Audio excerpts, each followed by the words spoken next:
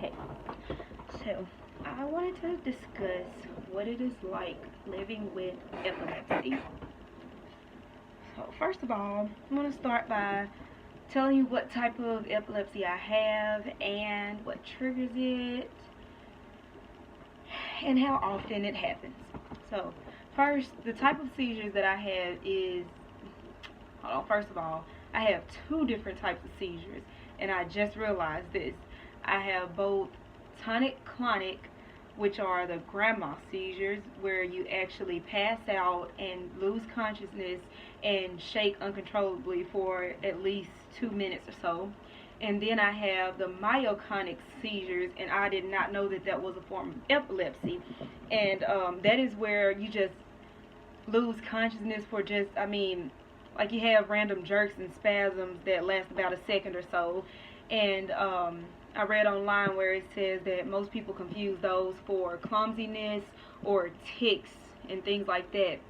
And with that new piece of information, I see that I have seizures way more often than I thought. So the actual grandma seizures, or the tonic-clonic seizures, I would have one of those about 5 or 6 times a year. I had about that many this year. And the myoclonic seizures, I have those at least once a week, and that's the random jerks and twitches. So before I actually started having seizures, the grandma seizures, I was always normally just healthy. Like, I didn't have any medical issues. I didn't have anything going on with me. And in another video, I talked about how when I was 15, that's when I had my first seizure, and it happened maybe a year after my mom passed away, and that was the only thing that they linked it to, the fact that it could have happened because of that, the fact that that was something very traumatic in my life, and it had more of an effect on me than I would have thought. Other than emotionally, it actually had an effect on me physically.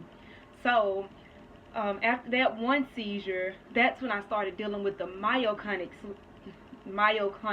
seizures. And that's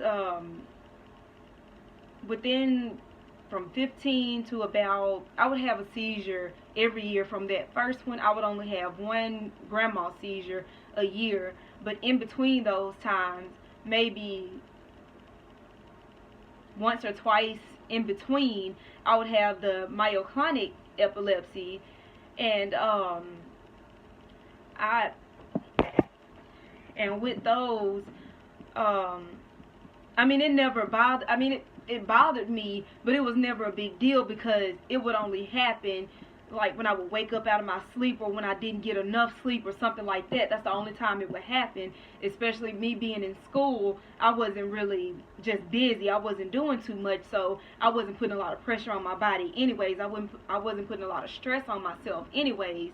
So that kept me from having those spasms as often. And the older I got, the more they started happening.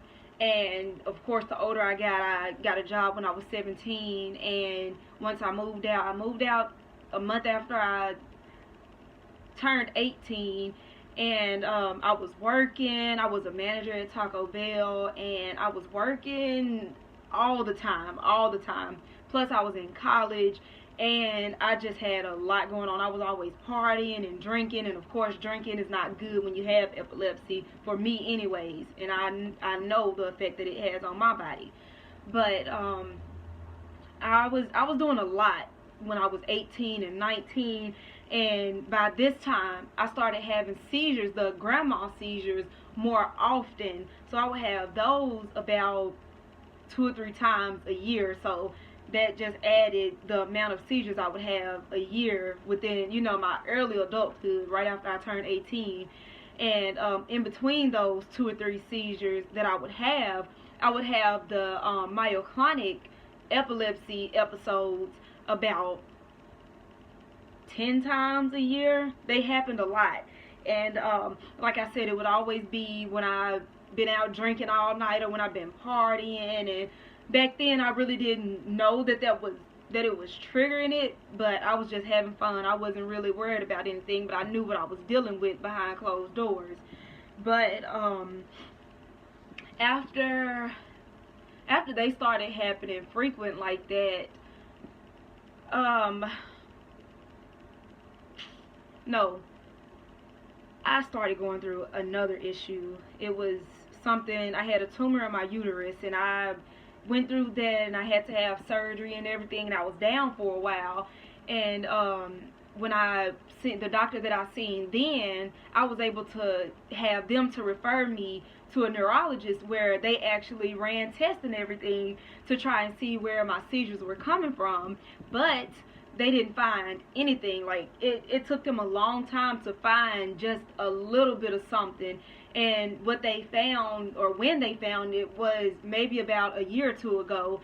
And they only told me that with the CT, they told me that it could be what's causing me to have seizures, but they weren't for sure. So today, I still don't have a definite reason for why I have epilepsy and how it just started all of a sudden. And so with that being said, I want to talk about what it's like living with it. So, of course, we know that it's nothing fun. We know that it's not easy dealing with it. And it's more to it than it just being, it's stopping you from doing certain things. And, they say it kills your brain cells every time you have one. It's more to it than just the physical parts of it. The emotional parts of it is what bothers me the most, because I have no control over the physical part other than trying to watch what I eat and not drink, and just being careful with how I treat my body. That's the part that I have control over. Plus of course, I have a little bit of control over the emotional part, because I can try harder to not be stressed, to not do too much, but it's hard. And that is where I get to the part of what it's like dealing with it. So the things that I have the biggest issues with are people around me and their opinions. So I come across so many different people, so many different types of people who look at me in different ways, and it's hard, because I don't want anybody to feel sorry for me, and I don't want anybody to feel like I can't do something just because I have this condition. So I have people around me who will either think, don't come around me, you have seizures, that's scary, I wouldn't know what to do, I would probably pass out too. And then I have those who feel like, you don't need to do anything, you need to stop driving, stop going to school, stop working, you need to try to get some help some other way, because you don't need to be doing so much, putting so much stress on your body. And then I deal with another type of people, or another group of people, who feel like, ain't nothing wrong with you, you alright, you just using it as an excuse. So you can see where my battle with this condition comes in at. Like I said, it's more than just the physical part of it, it's the emotional parts too, and what I have to deal with behind it.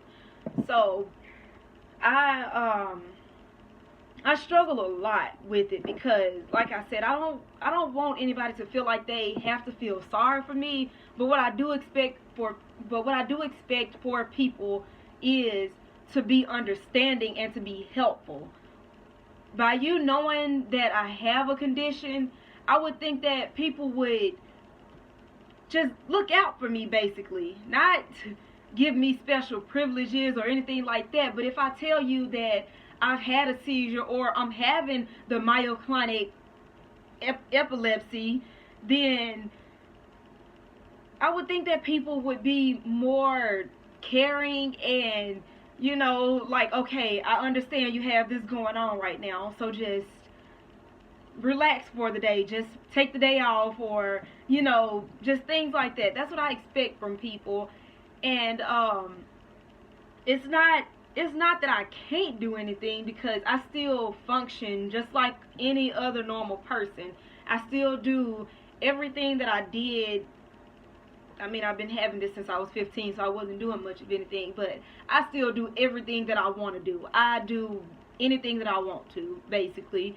But when I have either the twitches or the actual seizures, I have to stop everything. When I know that I'm twitching, I have a 9-month-old baby now, and when I know that I can feel the twitches coming on, and it's so hard for me to explain because it's like, I don't think there are words for it. It's kind of like a dizzy feeling, but it's not dizzy. It's kind of like a dreamy type feeling. I started feeling like that right before a twitch or a jerk actually happens.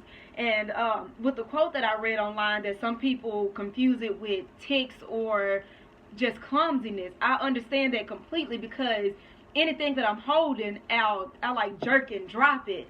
And I do, like when I do it, I try to cover it up by saying, oh, I'm just dropping stuff. Like I try to throw people off and not let them know what's going on with me, because sometimes it will stop and sometimes it won't. Sometimes they lead to the actual grand mal seizures.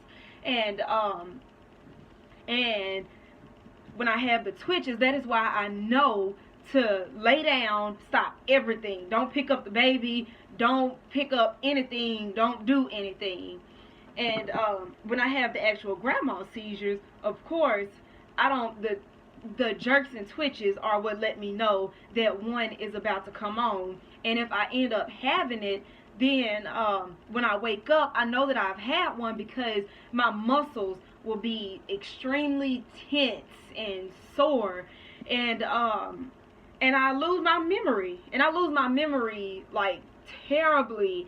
I counted up the days it took me to completely come back to myself, and it took me a whole 7 days just to get back to myself after I had a seizure. And that's not good. That's not good at all, because when I wake up, and what I mean by coming back to myself is my memory and the way that I feel. It's kind of like, you know how I feel drunk, basically. If you've ever got drunk or just tipsy, you know how the liquor makes you feel when you first start feeling it, and it's like everything is a dream or something. Like, I can't really explain it too much, but I feel like that for a full 7 days, and I can't come out of it. Of course, there's nothing I can do about that. All I can do is let the days pass by until I feel like I'm actually living again. So, like I said, it took me 7 days to remember everything and to get myself back on track. And the type of things that I forget are like what kind of car I drive, what school I go to, where I live, and when I first wake up from a seizure, they'll ask me these questions, and I'm still like unconscious. Like, I'm conscious, but I don't know what I'm saying. I don't know where I am. I don't even know that they are talking to me, because a lot of people will come back and tell me that they asked me a question and I told them I don't know, or I told them something that just didn't make sense. And so that's the first stage of my memory loss, where I'm just completely out. I don't know what's going on, and I don't ever remember that anybody asked me a question. And the second part of my memory loss is, like I said, when I wake up and I'm actually alert. I know what's going on now, but I always think like I have another car, but I always think that I'm still driving the car that I had when I was 18. And then I switched schools, and I always think that I'm still going to the old school. And then when I realize what school I go to, I forget where my class is. It's just things like that. It takes me, like, it'll take me probably just that day to figure out what's going on, like the day after. It'll just take me that long to figure out what's going on, because immediately after a seizure, I'm drained, because seizures will drain your whole body, and they'll leave you like tired. And the reason that my seizures started to get worse is because I put so much on my body. Like, I was working Friday, Saturday, Sunday, just part-time though. I was working the weekend, plus I went to school, And I went to school Monday and Wednesday. I had class Monday and Wednesday from 8 to, supposed to get out at, from 9 until it was supposed to be 3, but we would always mostly get out at 1 or 2. And I would leave class on Monday and go to clinical from 3:30 until 10 at night, 10 or 11 at night. And on Tuesday, I would drive an hour to go to clinical again from 8 in the morning to 3 in the evening. And that was both Tuesday and Thursday. So that's driving all the way, just 2 hours Tuesday and 2 hours Thursday. And plus I work an hour and a half away. So that's another 3 hours a day.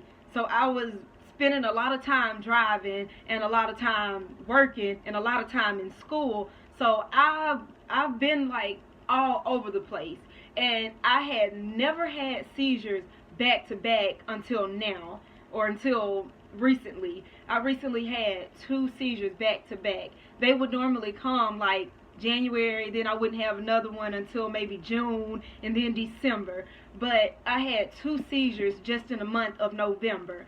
And I was trying to explain this to my instructor, and of course she was one of the ones who felt like, oh, it's nothing wrong with you, you're just making excuses, you're just using that as an excuse. And then I also had people around us who would say things like, if you have seizures, then you don't need to be in this program. You don't need to be coming to school because, you know, something could happen to you and this, and that. And I hate it when people talk to me like that, because they are putting a limit on me.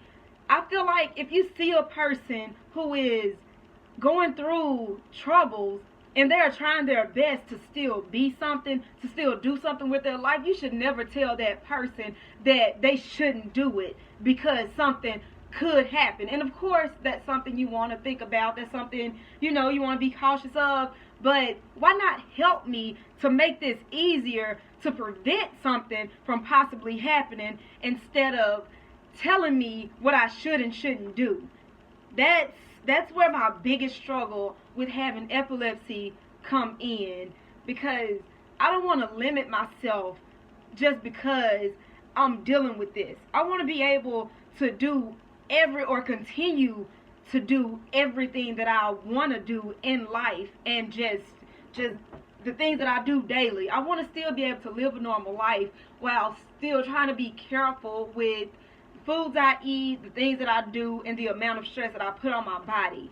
And I don't think people understand that. And like I said, that is the biggest struggle with dealing with epilepsy for me.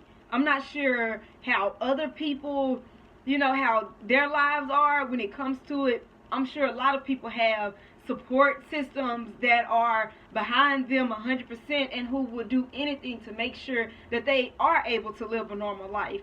And when I went to Arkansas State University, I was the president over disability services, and we had to make these speeches and everything about our disability.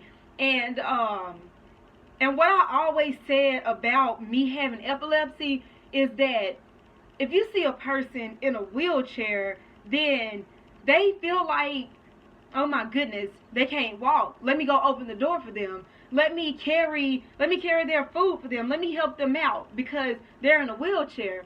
But they see me and I'm normal, and you know, you'll never know that anything is wrong unless it just happens in front of them. So they just look at me like, ain't nothing wrong with you. You alright. You doing all this. You'll be okay.